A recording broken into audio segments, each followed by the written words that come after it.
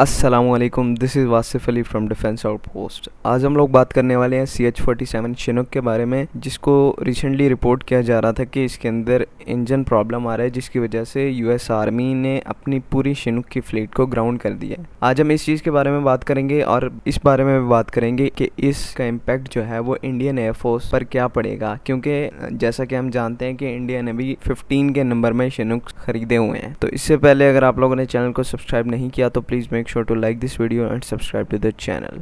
तो बेसिकली पहले कुछ शिनूक के बैकग्राउंड की बात कर ली जाए तो शिनूक 1980s और 70s का डिज़ाइन है। इसको बनाने की वजह ये थी कि जो एक्सपीरियंसेस US आर्मी और एयरफोर्स ने वियतनाम वॉर से लिए थे, क्योंकि उस टाइम बेयरली ब्लैक हॉक को बनाया गया था और आर्मी को डेस्परेटली एक बड़े और हैवी ड्यूटी वेट लिफ्टर की ज़रूरत थी ताकि बड़े स्केल पर मोबिलाइजेशन की जा सके। तो इसी वजह से यहाँ पर शिनूक की ज़रूरत पेश आई और इनिशियली बोइंग के डिज़ाइन ने इस प्रोग्राम को विन किया। ये हेलीकॉप्टर US आर्मी के अंदर इतनी सिग्निफिकेंस रखता है कि हर ऑपरेशन वियतनाम के बाद जितने भी US आर्मी ने ऑपरेशंस किए हैं उसमें इस हेलीकॉप्टर को एक काफ़ी इम्पॉर्टेंट प्लेस मिली। अब बात करते हैं इस हेलीकॉप्टर में इशू क्या हो रहा है। तो इनिशियली रिपोर्ट्स ने ये कहा कि इस हेलीकॉप्टर को जब भी स्टार्ट किया जाता है, इसके इंजन्स को फायर अप किया जाता है तो ये अचानक से फ्लेम्ड आउट हो जाता है, यानी कि इसके इंजन से आग निकलने लगती है, धुआं निकलने लगता है। तो जब बोइंग के इंजीनियर्स ने इसकी फर्दर इन्वेस्टिगेशन की तो इसमें पता लगा कि इसकी इंजन्स की जो क्रैंक शाफ्ट्स हैं उनके अंदर क्रैक्स आ रहे हैं, और कोई भी क्रैंक शाफ्ट है वो इंजन का एक हार्ट होती है, इसके बगैर इंजन कुछ भी नहीं होता। तो जब तक कि इसका कोई रिप्लेसमेंट नहीं निकलता US आर्मी ने इस चीज़ को बिल्कुल ग्राउंड कर दिया है। या तो बोइंग को इस क्रैंक शाफ्ट को रिप्लेस करना पड़ेगा या इस इंजन को रिप्लेस करना पड़ेगा, जो कि एक काफ़ी लंबा प्रोसेस है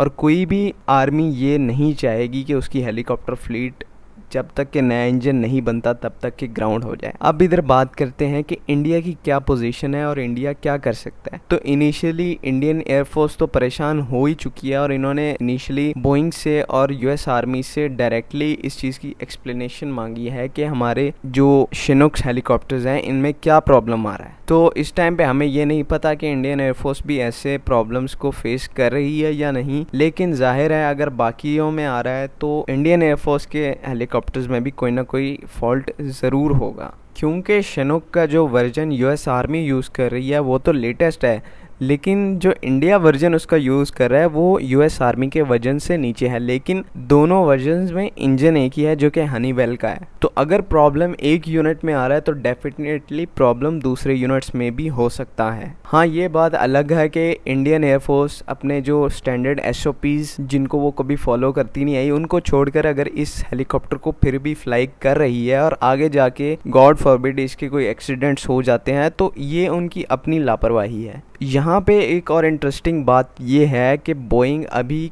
तकरीबन 3 से 4 दिन हो गए हैं, इंफॉर्मेशन रिक्वेस्ट की गई है बोइंग की तरफ से, अभी रिपोर्टेडली कोई जवाब इंडियन एयरफोर्स को नहीं दिया गया, जो कि जो फैक्ट्स और ख़तरात हैं इनको ज़्यादा पुख्ता करते। इन शिनूक हेलीकॉप्टर्स ने नो डाउट LAC में मूवमेंट का, जब इंडियन आर्मी ने अपनी मोबिलाइजेशन की, अपना सामान वगैरह LAC पर पहुंचाया, तो इन सारी चीज़ों में शिनूक ने काफ़ी मदद की और काफ़ी हाई ग्राउंड पर जाके जो सामान है वो इंडियन आर्मी को डिलीवर किया। तो नो डाउट ये इंडिया की जो ट्रांसपोर्ट फ्लीट है उसकी बैकबोन की हैसियत रखता है। इस सारे इंसिडेंट से हमें एक और बात पता चलती है कि सिर्फ रशियन इक्विपमेंट या कोई और इक्विपमेंट ही नहीं अनरिलायबल, वेस्टर्न इक्विपमेंट भी अनरिलायबल हो सकता है। पहले जैसे कि हमने अपाची के केस में डिस्कस किया, क्योंकि अपाची का जो डिज़ाइन था और जो कैरिंग कैपेसिटीज़ थी वो 80s की थी, 80s की रिक्वायरमेंट के हिसाब से डिज़ाइन की गई थी। तब जो एयर डिफेंस है, मैन पैड्स ने काफ़ी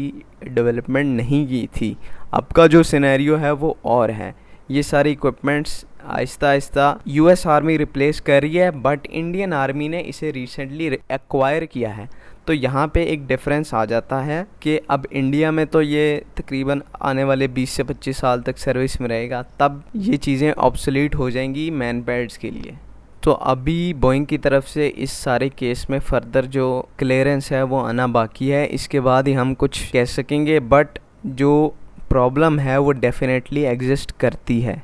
तो इसी बात पे हम इस वीडियो को ख़त्म करते हैं। अगर आप लोगों को वीडियो पसंद आई तो please make sure to like this video and subscribe to the channel and don't forget to leave a comment in the comment section.